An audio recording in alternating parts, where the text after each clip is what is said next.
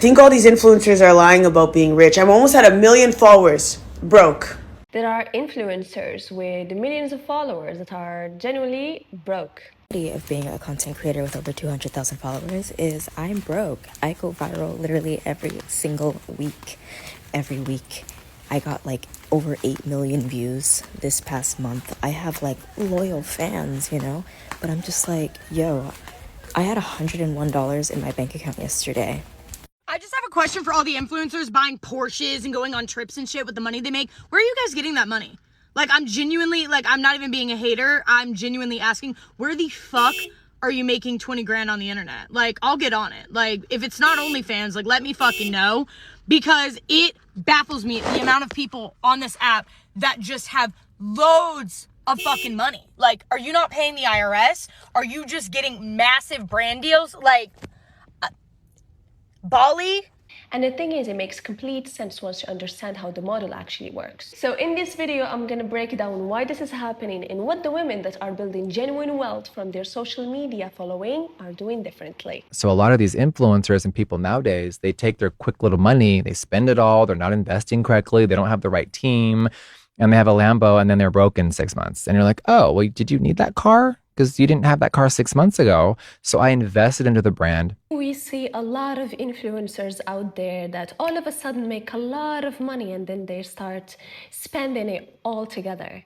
And on social media, it looks like it's the great life. But here's the problem. These women believe that income will always be there to support it. So instead of spending that income on investments that would generate passive income, thus make generational wealth and financial security on a long term.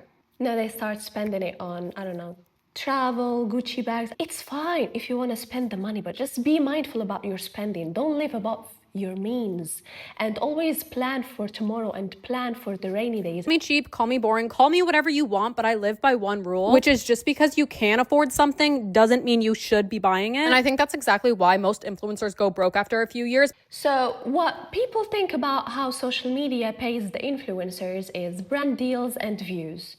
And both of these two are extremely unstable. An algorithm shift can cut your views in half overnight, and the brand deals can dry up all of a sudden. The brand deal will drop you the second your engagement dips. Why is Tara selling her house? Because the mortgage was so high. And the next question is actually, how much is your mortgage? It was $25,000 a month. And I used to be making enough money to cover that. I am no longer. And I'm very transparent about that. So many of you guys have been asking me to talk about the Tara Lynn situation. The influencer who was once making over $350,000 a month is now struggling to pay her mortgage. I'm not about to sit here and rip her a new one because she is a human with feelings and she's in a position that she's not comfortable in and she's not happy to be in. But let's just say some questionable choices were made. What I saw is that she's a TikToker and a YouTuber, but she made most of her money on and the numbers look huge because they are, but it's not stable. Not even a salary is stable, but at least you know that a salary comes every single month, same number, no matter what. So if you've built a lifestyle based on spending what comes in, once that stops, you're in trouble. I just have a question for all the influencers buying Porsches and going on trips and shit with the money they make. Where are you guys getting that money? Like, I'm genuinely, like, I'm not even being a hater. I'm genuinely asking, where the fuck are you making 20 grand on the internet? Like, I'll get on it. Like, if it's not OnlyFans, like, let me fucking know. Because it baffles me the amount of people on this app that just have loads of fucking money. Like, are you not paying the IRS? Are you just getting massive brand deals? Like, Bali? Like, oh, I'm going to like... It just makes me so sad to see women going through that. And what makes me angry the most is that not a lot of like beauty influencers, like real influencers are talking about this. They're just talking about spending, they're talking about products, they're talking about lifestyle. They're romanticizing spending above your means, and women are doing that because they are being influenced by that. There is this new concept of frugal chic. It's what I personally like to call frugal chic. So you can call me whatever you want, but I think that saving money, budgeting, and being intentional with what you choose to spend your money on is the most responsible, sexy thing that you could ever do. So I hope that clears everything up for everyone pocket watching. Like, influencers have even made a whole category about it called girl math. Math. If I don't spend anything today, I've doubled my budget for tomorrow.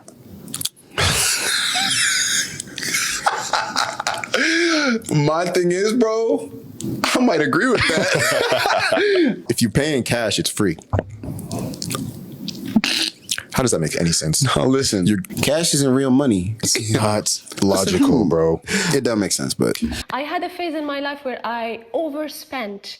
I definitely have more than what I would need, but at one point you should stop. Out when I shared my best kept like money saving and investing tip that I've been using for the last 10 years. Helped me save for my first car. It put me through university. And this tip allowed me to buy my own house at 26, which I'm currently sitting in. So let me share. Tip is honestly so simple. For every want you have, like anytime you want to purchase something, you first have to either invest that money or save that money and then purchase what you want. Whenever you would want to buy something, you would write it in a list, and then at the end of the month, you take all of that money that you would have spent it, you take half of it, you spend it on the actual things that are like a necessity that you really wanted as a price, and then the other half you would invest it instead of spend it, which is fine, which is okay, which is like baby steps in towards like minimizing your spending even more. Many women talk about this, so I'm going to. It is so freaking crucial that as a woman and as a person in general, but I'm speaking for women because I'm a woman, it is so freaking crucial that you feel beautiful, that you feel good.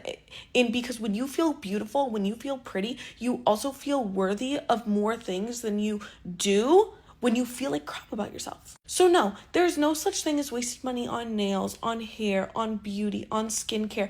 If it is something that genuinely brings joy to you and genuinely makes you feel more confident. Because when you exude confidence, you attract things into your life. You end up, I don't know what, spending on this stupid miscellaneous stuff like socks and whatnot. Instead of that, just go and buy the things that you deserve and the things that you need.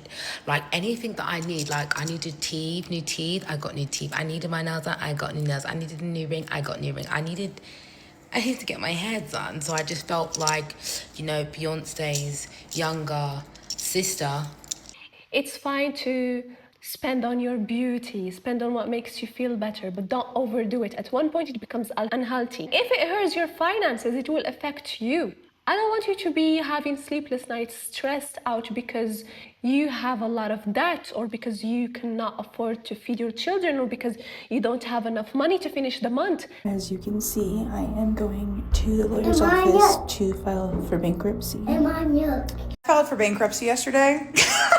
It's not funny. I'm 22 years old and I filed bankruptcy last week due to $91,300 worth of debt. And I have made this video 19 times now. Can't figure out how to do it. So it's just gonna have to suck. That's the worst feeling ever. Now I want you to feel comfortable. I want you to feel secure and stable. That shows on your beauty as well. And this is the content that I wish had 50 million views. The influencers who are actually building wealth from content creation are thinking differently. They are starting from the destination. Most people, they focus on building an audience, then they think about how can I monetize it. The smart ones decide what are they selling first, and then they build an audience around it. An audience that will be able to buy it. Either a physical product, a course, a mentorship, a paid event or community coaching. Doesn't matter what it is, but it has to be something that you should sell. And this is why I made the whole video about how to sell anything.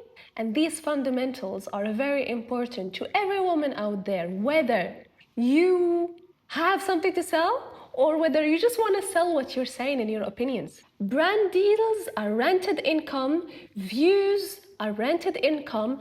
It is not stable and you don't own that. YouTube can shut your channel anytime, Instagram, TikTok. But if you have an offer, something you've built, something you own, that's yours. So this is what we call content mapping. You map the content back from the destination. So every post, every reel, every video, every content you make is educating your audience back to your offer.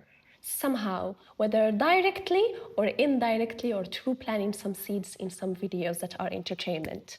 And this is why beauty influencers become beauty brand owners, even musicians. And this is when they start making the millions and the billions.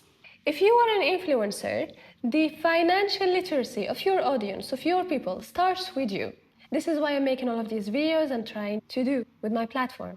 If you knew how close business owners were to closing down their businesses almost every single day, month, or year, you would maybe treat them a little bit differently. Like, I tell you right now, there's so many business owners right now that I'm speaking to. They're not necessarily going through it, but there's a challenge. There are also people definitely going through it and fighting every day for their business to stay alive. And I just think we just need to be kinder and appreciate, if we have never lived it, we should maybe not speak on it or appreciate what someone is doing. Money goes fast, but it doesn't come that fast or that easy, especially if you're starting a brand, if you're building a business, if you're like the owner of that business.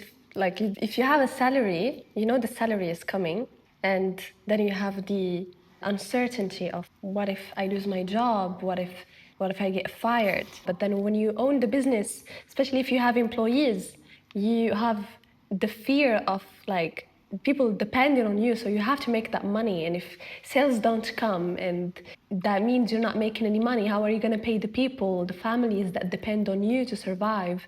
Be mindful with your money, girl. I'm saying this to you and myself. As always, I'm on a journey to find my people and my community, and if that's you, please hit the subscribe button, join the club, let's make it the best community in the world, and let's help each other up, let's build each other up. Let me know in the comments, are you building something with a destination in mind, or are you just figuring things out? That's it, see you on the next one, bye!